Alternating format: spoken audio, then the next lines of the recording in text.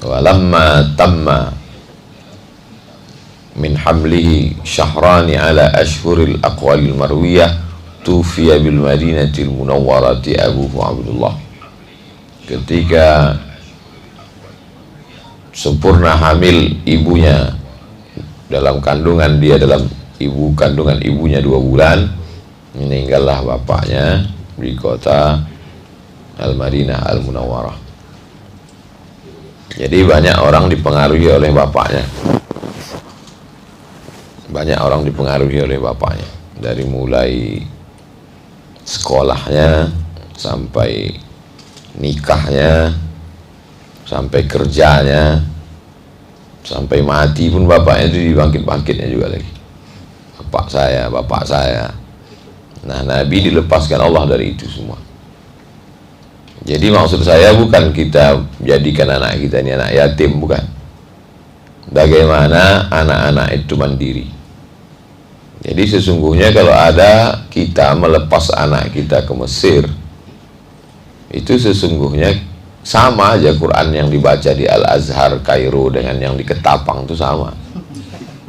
Hadis Sahih Bukhari yang dibaca di Pontianak dengan yang di Bukhara itu sama Sahih Bukharinya, tak ada beda. Jadi kenapalah orang mengirim anaknya ke Yaman? Supaya anak itu hidup mandiri.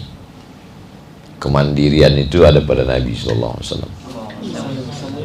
Lalu kemudian ketika dia sedang dalam peluk kasih seorang ibu, dibawalah oleh ibunya itu berziarah ke makam ayahnya. Pulang dari ziarah, meninggal ibu. Dan orang amat sangat banyak tergantung kepada ibu. Orang yang sangat tergantung kepada ibu bahaya. Ketika ibunya meninggal, maka gelap dunia ini. Rapuh tempat berpegang.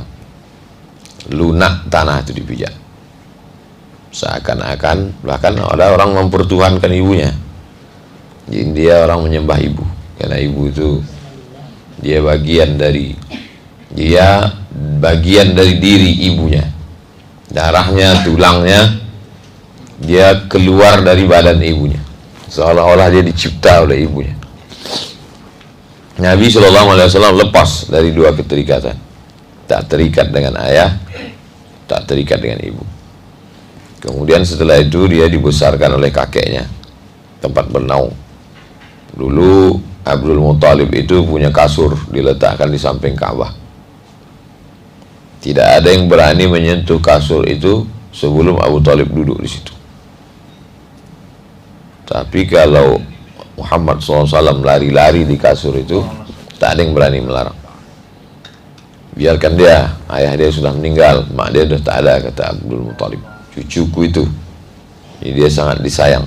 Tapi tak lama juga dapatnya kasih sayang kakek datuknya itu. Kenapa? Karena Allah Ta'ala tidak mau dia tergantung dengan kakek. Tidak terikat dengan ayah, tidak terikat dengan ibu, tidak terikat dengan datuk.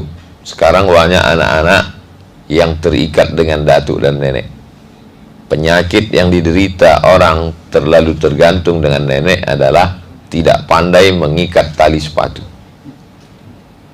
Karena cucu yang dibesarkan oleh nenek, baru ditengoknya ujung sepatu udah diikatkan nenek sepatu.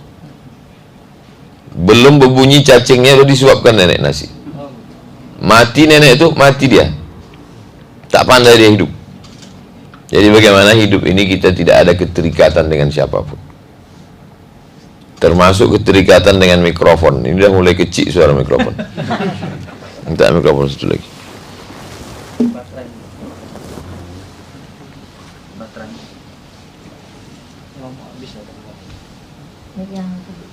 Tapi live itu terus aja, Ustaz.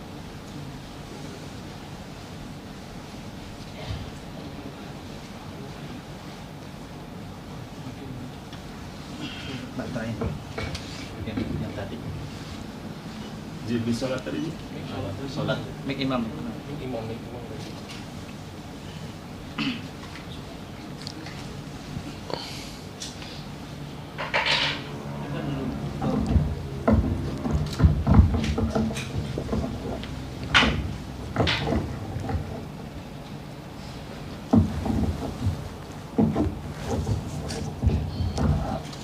Allah Ta'ala mendidik Nabi Muhammad SAW.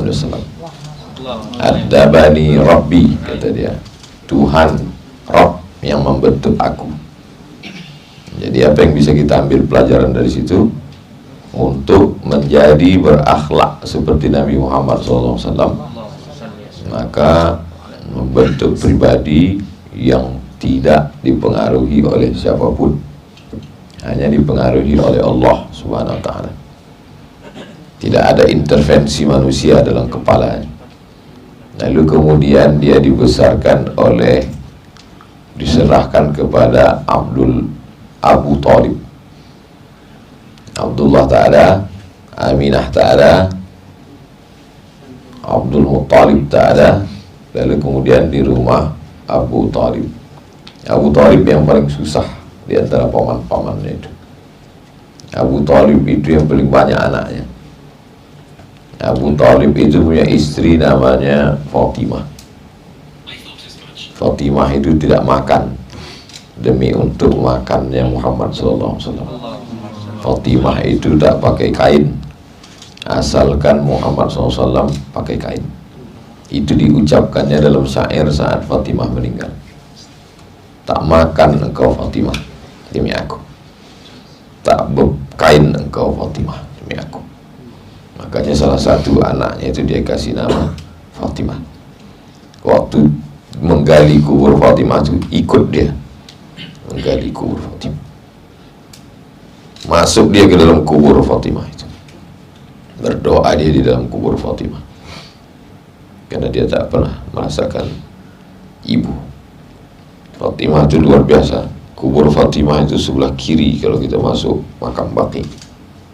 Masuk pemakaman Baqi, sebelah kiri di ujung sebelum makam Utsman bin Affan, pakai tembok keliling. Makam yang lain tak ada pakai tembok, makam Fatimah pakai tembok. Menumpang di rumah orang itu, kita menjadi pintar merasakan perasaan orang lain. Kalau kita tinggal di rumah ayah ibu kita, kita tak perlu merasakan perasaan dia, karena dia sayang dengan kita.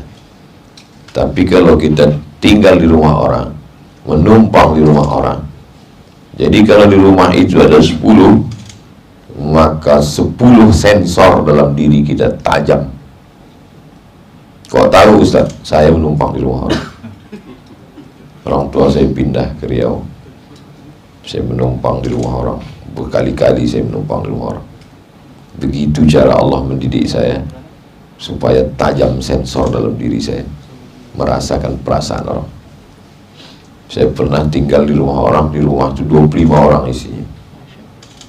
Jadi saya harus punya sensor bagaimana merasakan perasaan 25 orang ini. Begitu cara Allah membentuk diri saya. Lalu kemudian berkawan-kawan, serumah dengan orang di Kairo berapa kali pindah rumah, serumah dengan orang di Maroko berapa kali pindah rumah, serumah dengan orang di Sudan berapa kali pindah rumah. Kita menjadi punya sense ketajaman. Oleh sebab itu, maka menjadi muslim, dia bukan hanya sekedar pintar. Banyak orang pintar hafal ayat, hafal hadis, tapi tak pintar menjaga hati orang. Banyak orang yang pintar membuat makalah, banyak orang yang pintar titel S1, S2, S3, tapi tak pintar menggunakan kata sehingga tersinggung hati dan perasaan orang. Oleh sebab itu Nabi SAW itu sangat halus. Dibentangnya kain di atas tanah. Tak berapa lama datang perempuan duduk di atas kain itu. Terkejut semua orang. Siapa perempuan ini? Ternyata perempuan itu Syaimah, saudaranya satu susuan. Begitu dia memuliakan orang yang seperti saudara kandungnya. Oleh sebab itu, kita ini ayat yang kita baca sama, hadis yang kita baca sama, tapi bagaimana kita merasakan perasaan orang lain. Saya ada jaket sahabat UAS Indonesia Kalau saya pakai jaket ini tadi, yang tak punya jaket ini pasti berkata dalam hati, sedihnya tak punya jaket. Saya punya ijazah sorban dari syekh-syekh saya, sorban. Saya punya jubah dikasih Habib Umar, anak dari Habib Zain bin Smith, warna hijau. Jubah dikasih mursyid tarekat Naqsabandiyah, jubah dikasih mursyid tarekat Samaniyah, namanya khirqah itu dipasangkan. Ada ijazah jubah saya. Kalau saya pakai sorban itu, saya pakai jubah itu, berjarak antum dengan saya. Saya di Sidratul Muntaha, antum di bumi lapisan kedua. Itulah maka saya kemana-mana tak pakai topi, tak pakai peci. Tapi saya tak menyalahkan ulama-ulama yang berjubah. Mereka menjaga hibah, menjaga wibawa. Bukan diri mereka yang mereka jaga, yang dijaganya itu wibawa Al-Quran. Karena ulama itu kalau dia berjalan, yang dibawanya itu bukan diri dia, yang dibawanya itu Quran, yang dibawanya itu hadis. Jadi kalau ada ulama berjubah dan bersorban, dia tidak sedang menjaga wibawa dia. Yang dijaganya itu adalah Islam, yang dibawanya itu adalah wibawa Al-Quran. Tapi saya punya cara pandang lain. Kalau bersorban saya, berjubah saya, berjarak antum dengan saya, segan antum bertanya sama saya. Makanya orang sama saya tak berjarak. Jumpa saya di airport, dipegangnya bahu saya. Ustaz bisa foto? Saya tak masalah, tapi tim sakit hati, tersinggung tim. Mas, tangannya. Padahal sebenarnya mereka tak berjarak. Karena kalau dia berjarak dengan saya, segan dia bertanya. Kalau dia berjarak dengan saya, segan dia minta dengarkan Fatihah. Kalau berjarak dia dengan saya, segan dia menatap mata saya. Saya punya cara yang berbeda untuk mendekati orang. Oleh sebab itu, Nabi Muhammad SAW itu dibentuk Allah Subhanahu Wa Taala. Jadi kalau kita pun, kalau mau membentuk orang, mau membentuk anak-anak generasi kita, kita bisa ikut metode cara Allah membentuk Nabi Muhammad SAW. Tak ada warisan ayahnya, tak ada warisan emaknya. Bagaimana cara dia makan? Kata orang Jawa, mengangon kambing, mengambil upah, mengembala kambing. Itu mendidik dia menjadi anak muda yang mandiri. Jadi kami kuliah di Mesir dulu, tak tahu kami mana kawan itu yang anak orang kaya. Biasa aja, sama-sama serumah, sama-sama belanja ke pasar, sama-sama jadwal masak. Tahunya dia ini anak orang kaya ketika di Makkah. Jamaah itu banyak cium tangan ke dia. Rupanya bapaknya kiai besar di Jawa. Dulu satu rumah kita, sama-sama masak, sama-sama jadwal. Panggil kau aja, kau lah masak.